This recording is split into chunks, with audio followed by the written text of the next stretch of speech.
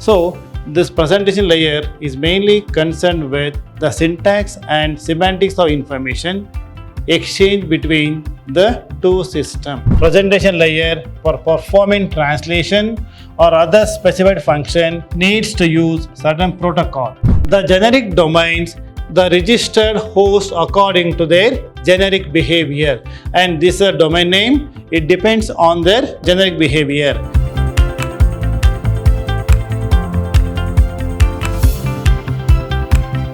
Dear students, welcome to computer science classes.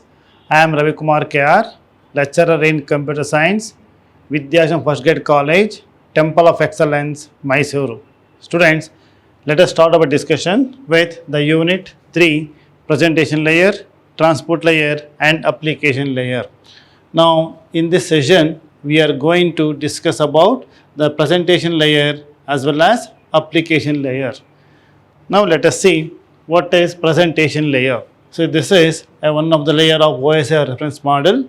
So this presentation layer is mainly concerned with the syntax and semantics of information exchange between the two systems. Now, what is the meaning of syntax and semantics? It is nothing but the formats and coding system. So, the concept here is the data which have been sent from one user to another user or from host to destination computer. So, here there are chances of differences in their coding system. So, here this presentation layer will take care of the syntax and semantics of the information exchange between the two computers or host and destination. It acts as a data translator for a network. So data translation in the sense conversion of data from one format to another format or one coding scheme to another coding scheme. Now this layer is a part of operating system that converts the data from one presentation format to another presentation format. Same thing what I told you here. It is a translation or a translator or it is a data conversion. Now, it is also known as the syntax layer because it takes care of the syntax and semantics of the data which has been sent in the network. Now, what is the meaning of translation here? As we have seen the word translation, the process in two systems exchange information in the form of character, strings and numbers and so on. So, the data may be in the different form, maybe in the form of characters, strings and numbers. So, translation is going to process these type of characters in network. Next one is it converts the data from sender dependent format into common format and changes the common format into receiver dependent format at the receiving end. So this is nothing but the encryption and decryption, or we can say so conversion from one format to another format. So here the meaning here is data from sender dependent format. Suppose the data is sent from the sender in one format and this presentation layer it converts or changes into common format. The data is transmitting over the network, across the network. Then at the receiver end again is going to convert from the common format into the receiver dependent format or the receiver format. So this is the main function or responsibility of presentation layer. In the next slide, next function is data encryption. So encryption is needed to maintain the privacy. So encryption is a process of converting the sent and transmitted information into another form and send the resulting message over the network. So here this is a concept of encryption. So what is the meaning of encryption? The main purpose of encryption is for privacy and a sort of security. So here data is transmitting over the network through encryption. Now, if two or more devices are communicating over encrypted connection, then this presentation layer is responsible for adding encryption on the sender's end as well as decoding the encryption on the receiver end so that it can represent the application layer with the encrypted readable data. So here the encryption, the process starts at the sender end, and at the receiver end it has to be decrypted, or it is going to convert back into the original format. So encryption is a sort of a security or privacy of data in a computer network. Next concept is compression. So what is compression? It is a process. Data compression is a process of compressing the data, that is, reduce the number of bits to be transmitted. Data compression is very important in multimedia such as text, audio and video.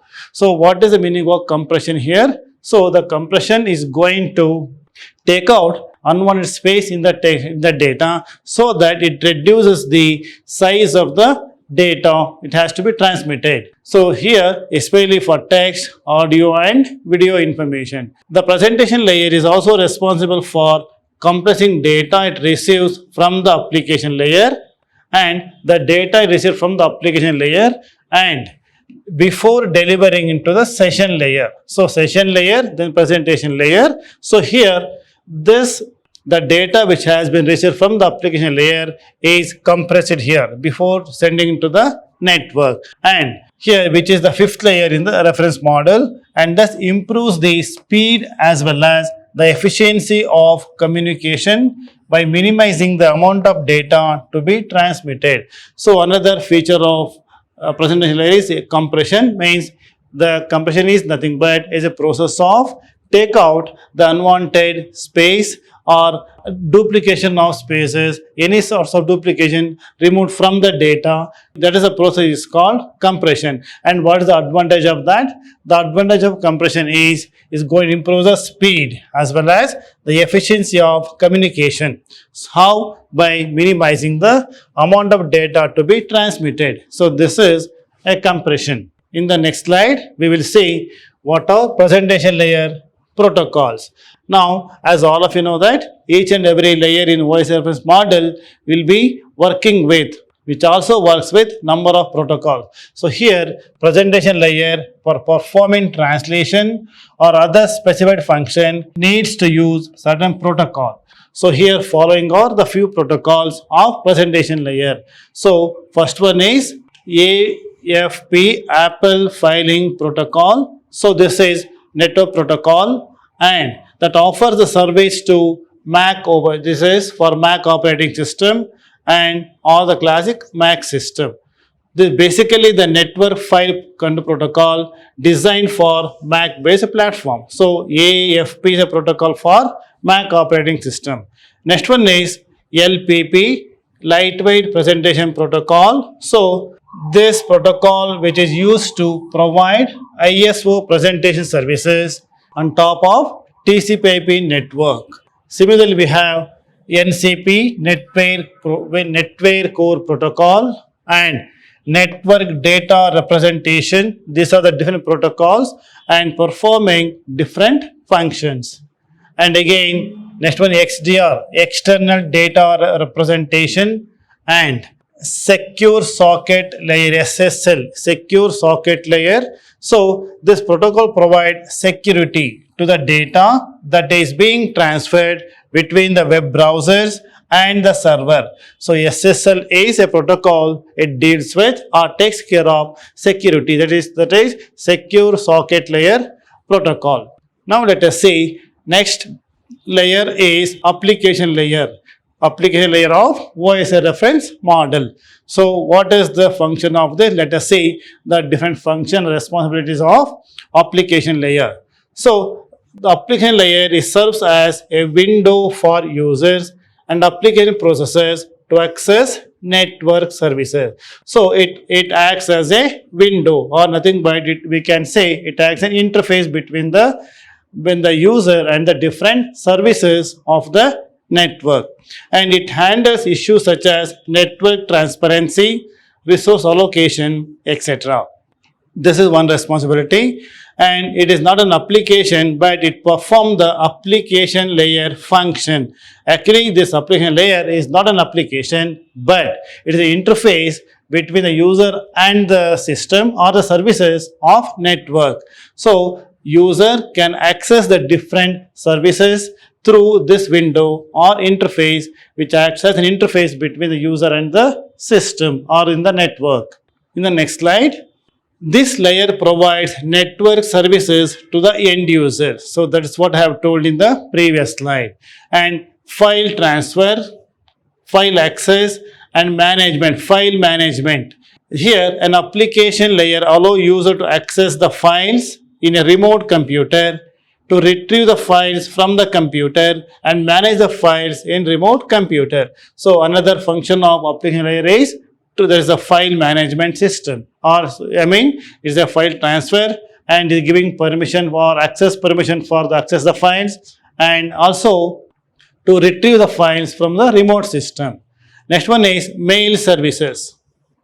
An application layer provides the facility for email forwarding and storage services. So one of the function is to provide mail services to the users. Next one is directory services. What are directory services?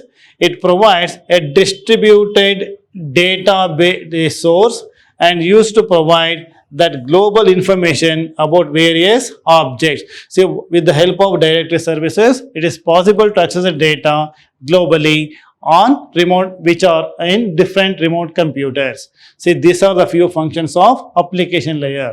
In the next slide, let us talk about what is DNS. Next concept is DNS. So DNS stands for domain name system. And next one is DNS. It stands for domain name system. So DNS is a directory services that provides a mapping between the name of the host on the network and its numerical address. See, this is the main definition of DNS, domain name system. See, what is the meaning of the mapping? Mapping between a name of the host. It is name of the host in the computer network along with its numerical address. And here we know that each computers in a computer network are identified by, there are two types of addresses. One is MAC address, that is the physical address. Second one is logical address, that is IP address. So this stands for IP address. So this stands for IP address. So DNS means is a mapping between the name of the service, name of the host with the IP address of that particular system. It required for functioning of the internet. So it is necessary to work with the internet. Each node in a tree has a domain name, and full domain name is a sequence of symbols specified by dots. Now we know what is a domain name. So what is a domain name? Domain name is nothing but it is the services are identified by the domain names, and that is the one is going to map with the IP address or numerical address. So it is a sequence of symbols as well as characters. In the next slide, the DNS is a service. It is a service that translates the domain name into IP address. That is what we have seen in the previous slide.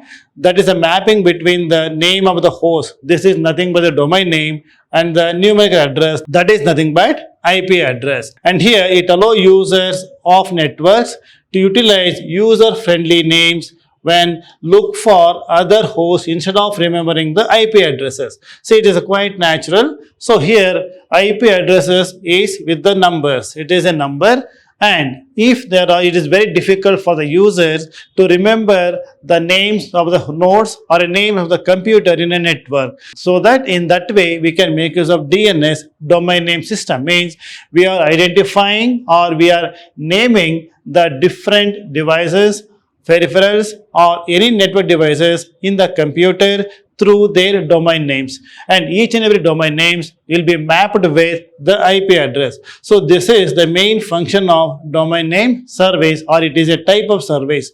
So it is going to allow users to remember the systems or remember the host in a network by the user-friendly name, that is domain names, and generally it is difficult for users to remember all the hosts by their IP address. It is in the form of number. So this is the main function of domain name system. The domain name space is divided into three different sections: generic domains, country domain, and inverse domain. See, there are three categories of DNS. Now let us see what is generic domains. The generic domains, the registered host according to their generic behavior, and this is a domain name. It depends on their behavior or generic behavior. Each node in a tree defines the domain name, which is an index to the DNS database. Actually, it's an index for DNS. It uses 3 characters, labels, and these labels describe the organization type. How the generic domain name will be? It will be of 3 characters, and these 3 characters which label or identifies the organization or type of organizations. So this is generic domains. Next we will see what are country domains. The country domain, the format of country domain is same as generic domain, but it uses 2-character country name. So here it uses 2 characters. So for example, US for United States and .in for India and so on. The country domain, it is of 2 characters. And here the inverse domain. What is inverse domain? It used for mapping an address to name. Whenever the server has received a request from the client, and the server contains the files of only authorized clients, and that is what is in the directory services or domain services, and only the files of authorized clients are available will be in the server. To determine whether the client is unauthorized or not, in the list or not, it sends a query to the DNS server and asks for the mapping and IP address to the name. So this is another function of this inverse domain. So here, whatever the data available in the DNS server, so it has to be mapped with the IP address. So actually, it is a concept of client and server technology here. So the client send a request for particular domain name, and if it is available, so the server responds with a particular domain name for the user. So in that way, the request is nothing but a query to the domain name server. So any query from the client through web browser, so it has to be verified at the DNS server. So this is inverse domain. Now let us see the table here, and here we have few commonly used domain names in our day-to-day life. See, first one is AARO. It is for airlines and aerospace companies, and BIZ, it is for business or firms, and com, we say .com. We are familiar with this. This is for commercial organizations. .com, .coop, .edu for education institutions, .gov for government institutions, and INT for international organizations, and MIL for military services or military group. See, there are different domains available. It depends on the behavior or generic behavior or depending on their services. Now let us see how exactly the DNS functions here. First of all, the DNS is a client-server network, as I told you now, and it client send request to the server, while DNS server send response to the client. See, this is the concept of client and the server. Client has to send the request to the server. Server responds with the information or the data. The client request contains name, which is converted into an IP address known as forward DNS lookup, while the request containing IP address, which is converted into name known as reverse DNS lookup. So this is how it's going to identify it here.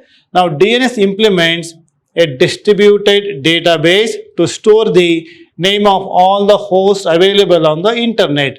So DNS is a server, is going to store the all the names of the hosts in the network through internet. See, that is the database of DNS or the data available in the DNS server. If a client like web browser, here web browser is a client, and here it sends a request containing the host name, then piece of software such as DNS resolver request the DNS server and obtain the IP address of the host name. And if DNS server does not contain the IP address associated with the host name, then it forwards the request to another DNS server, And if IP address has arrived at the resolver, which then completes the request over the internet protocol. So this is the concept here is the through web browser we are sending a request to the server. Here for example, through a web browser we are going to type URL like www.gmail.com. Here that is the username, that is the domain name. Here gmail.com is the domain name as we have seen in the previous slide. That is the request sent from the web browser is the client. Then the same data it goes to DNS resolver, or it search for the information in the DNS server through resolver, DNS resolver. So if at all the data is available or the domain names is available in the DNS server along with its IP address. So it's going to respond the client through the particular domain name which are mapped to particular IP address. Suppose if data is not available or domain name is not available in the one server, then again the same data goes to another DNS server, and finally the request completes by sending the result to the particular client. See, this is the functioning of DNS. Now in the next slide we will see what is email. Here electronic mail. Now it is one of the services of internet. Now you know what is internet and we are very familiar with the email services. So this is one of the services of internet. Email stands for electronic mail. So it allows an internet user to send a message in formatted manner to the another internet user in any part of the world. So this is a communication, is a global communication. So one can send email message to another user at different location.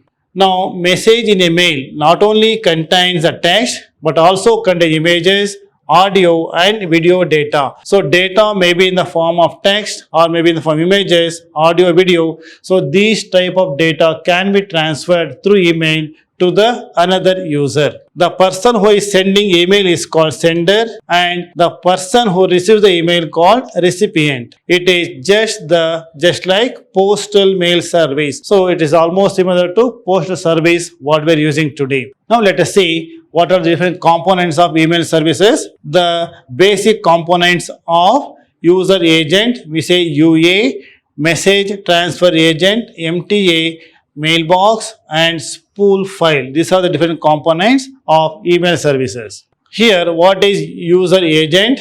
The UA is one of the component. It is a program which is used to send and receive mail. So UA is nothing but a agent. It is a program. It is also called as mail reader.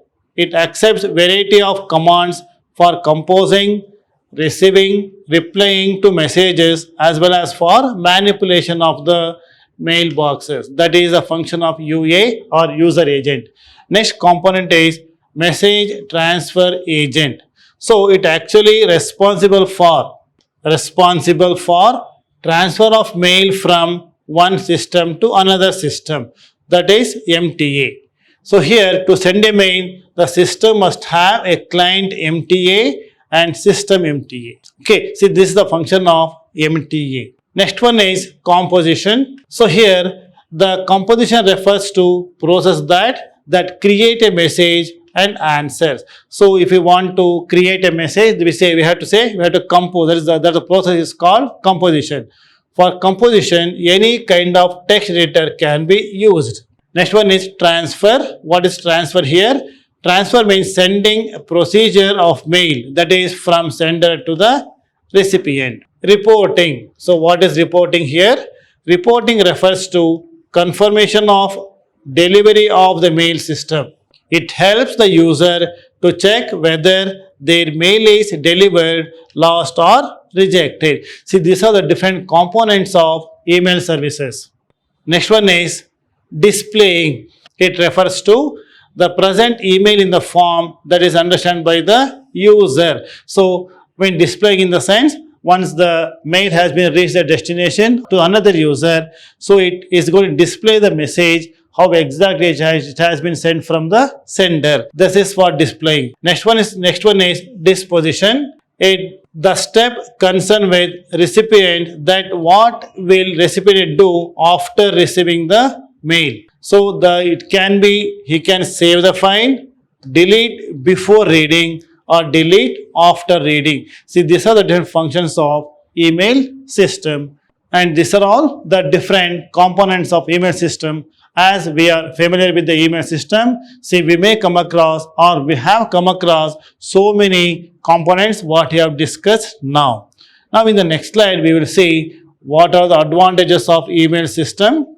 As you know that convenient and fast communication with individual or groups globally. Now you compare email with our normal postal department or postal services. If you send any information through postal department, through a post office, it takes minimum of 2 days. But in that way, if you compare that with email, electronic mail, it is fast communication and easy to store and search for past messages, and ability to send and receive attachments and such as documents, images and videos, and cost effective compared to traditional mail and fax messages or fax system. These are advantages of email. And what are the drawbacks of email system?